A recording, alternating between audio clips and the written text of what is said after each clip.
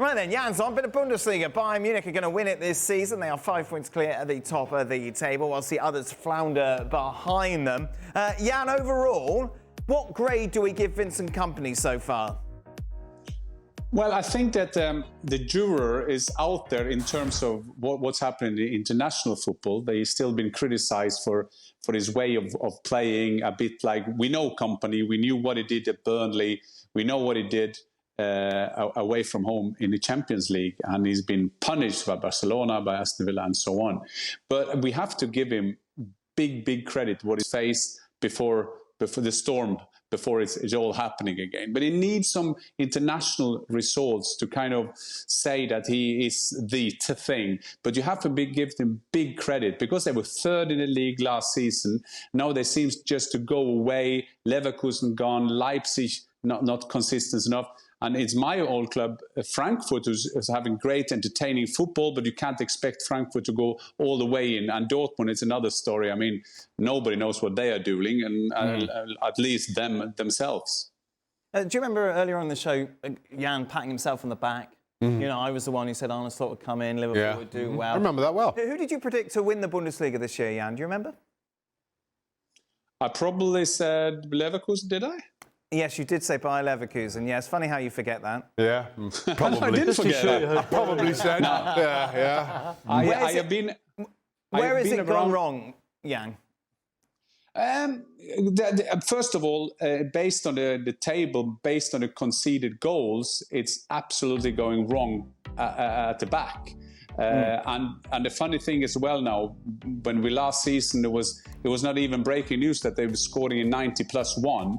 You see now they keep doing it the other way, which is quite interesting. This last game against Bochum with Dieter Hecking, the first game as a coach, they scored 2 minutes before the end. That is not a good sign for us. You have a look at them and you think of They try to do their best, but I think that this fantastic season, being invincible in the Bundesliga, winning the cup, losing the Europa final, and so on, that has gone into the heads. The top teams don't do that. They're used to winning. They win a goal and then they look for the next one. And Leverkusen haven't made that transition, so to say.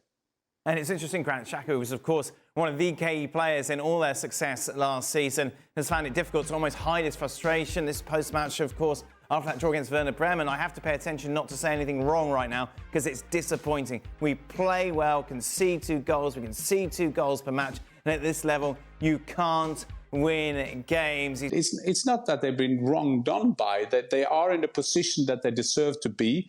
But I guess also Leverkusen will think if they can consolidate this season in a second or third place, they would still think it's an okay season. But we expected more from one of the best teams in Europe last season. Is it just lazy, Stevie, to say this was inevitable? No. I think the surprising thing for me is how poor they've been. It was always going to be tough for them to try and emulate what they did last season. And when you're having a season like they did last year, every single time you turn up, home or away, there's an emotional wave that carries you, that carried them through the whole year. And all of a sudden, they've come down to earth and realised that it really is about hard work, preparation, doing the right thing at the right time, getting a little break, your top scorer on the ball, your centre-back defending, using all his experience, all his strength, all his will, keeping everyone... There are so many things that when you're on that emotional wave, just come naturally. They're finding out how tough it really is. You mentioned Jonathan Tahs' future very much up in the air, Jan, not signing a new contract. Is there any chance he could go to Madrid, for example, in January?